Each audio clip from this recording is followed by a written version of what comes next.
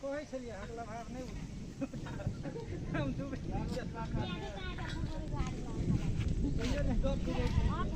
तारे से बना पड़ता हूं नहीं ये कट साइड करना खूब तार के टाइट करो एक का टाइट करो ऊपर का तार लगा दे तार के ऊपर के छेदा में धके नीचे बांध दे ये हाइटो भाई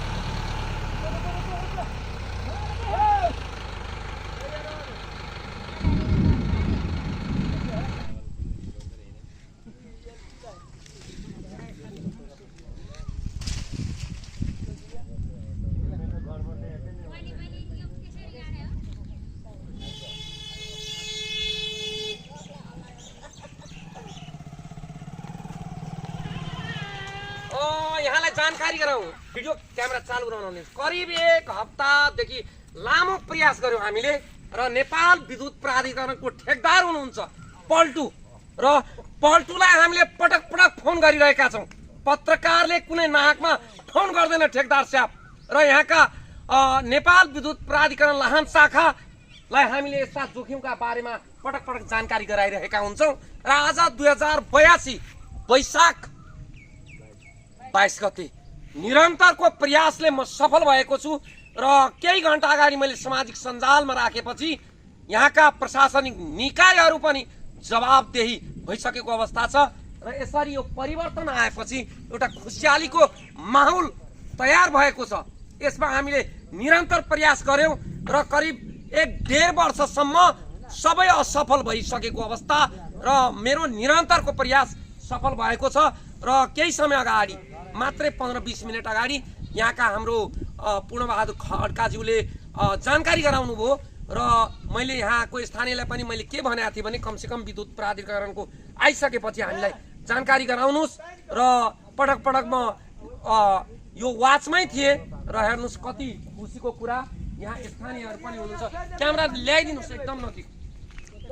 खुसी हुनुहुन्छ हजुरहरू कुनै नराम्रो काम त गरिन नि मैले कति वर्षदेखि यहाँ तपाईहरुले दुःख पाउनु भएको थियो भन्नुस् नढाटिकन भन्नुस् कुनै राजनीतिक दलको दबाब हुनु हुँदैन है उहाँहरुलाई कुनै दबाब नमान्नुस् डर लागेर बसेको थियो नि हामी मरिन्छ भन्ने थियो कसले गर्दा भयो स्पष्ट बोल्दिनुस् है अवस्थाबाट आज स्थानीयको उद्धार भएको छ र हामीले प्रत्यक्ष यो भिडियोहरु यति बेला प्रशासनिक निकायलाई हामी के भन्छौं भने कमसेकम यो आपतका घडीहरुमा तपाईहरु पछि नपर्दिनुस् केही दिन अगाडि धनगढीमा 13 मा एउटा दुर्घटना भएको थियो जहाँ युवकको मृत्यु भयो निधन भयो र यसरी 11000 को भोल्ट त्यसैगरी घराइसी मिटरका भोल्टहरु आएको अवस्था र निरन्तर हाम्रो प्रयास आज सफल भयो सन्तोषजी यो प्रयास त सफल भयो नि वाडा जनप्रतिनिधि हुनुहुन्छ अनि नजिक ल्याइदिनुस् उहाँ जस्तो व्यक्ति हामीलाई चाहिन्छ है तपाईहरुलाई चाहिने भनेको उहाँ जस्तो व्यक्ति हो र उहाँ आफैले फोन गर्नुभयो मलाई आज यी खाना खायौं र उहाँको यो एउटा जनता प्रतिको जुन माहौल देख्छु अचम्म लाग्छ मलाई यो रात पनि भनेको छैन दिन पनि भनेको छैन र उहाँले पनि मलाई पटक पटक आग्रह गरिरहनु भएको थियो विनोदजी अलिकति हैन आज सफल भयो नि हामी है कुनै शंका छैन र यहाँ हाम्रो काका पनि हुनुहुन्छ काका नढाटिका यस्तो विकासहरु गरेको अति राम्रो कुरो हो र स्थानीय पनि हुन्छ दाजु खुसी हुनुहुन्छ धेरै खुसी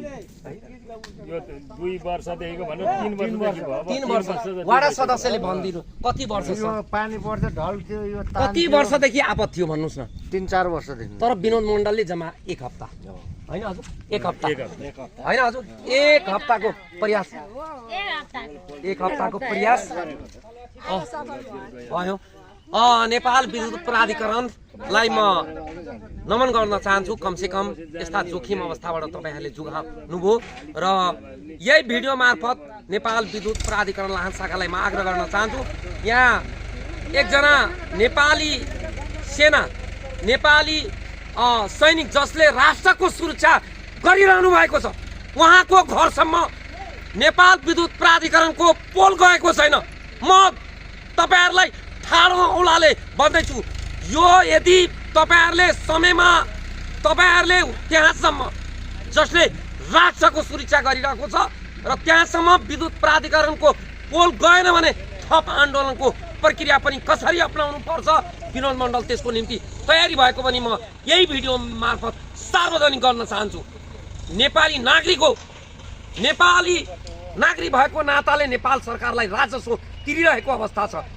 के सेवा सुविधाबाट वञ्चित हुन पाउँछ वञ्चित गर्न पाउँछ वञ्चित गर्न मिल्छ मिल्छ हजुर हैन एक घर भए पनि त विद्युत जानुपर्छ नि जनता हो एकातिर उहाँले राष्ट्रको सेवा गर्ने अनि विद्युत प्राधिकरणको लाइनबाट वञ्चित हुने यिनै प्रसङ्गलाई हामीले सामाजिक सञ्जाल मार्फत बोली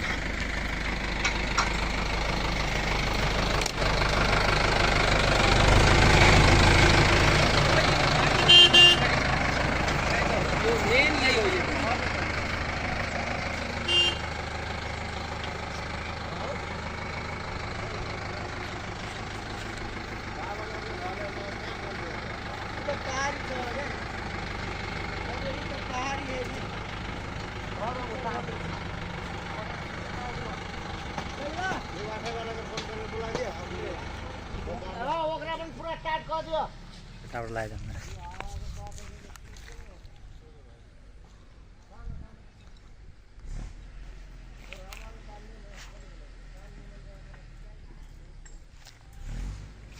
यति भएपछि हजुर के भयो भने अब यो व्यवस्थित पनि भयो क्या व्यवस्थितले पनि अलिकति सहज पनि भयो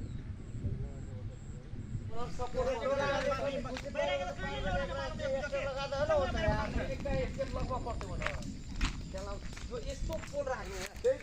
नेपाल विद्युत प्राधिकरणको लापरवाही हो कि होइन हेर्नु त यो माथि 11,000 भोल्ट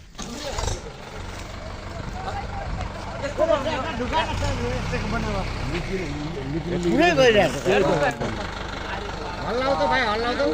भिडियो गर न हल्लाउ न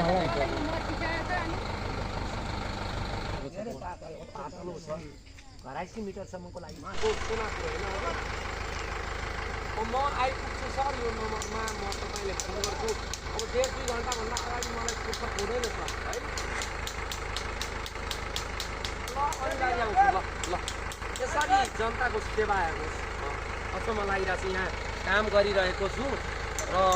फोन आउँछ अब जानै पर्ने हुन्छ हेर्नुहोस् यही हो ड्रेस मैले लाउने पनि र आज करिब 3 घन्टादेखि लगातार यसरी खटिरहेको छु म हेर्नुहोस् व्यवस्थापन नेपाल विद्युत प्राधिकरण लाहान शाखा व्यवस्थापन गर्नुभएको छ उहाँहरूलाई पनि म धन्यवाद दिन चाहन्छु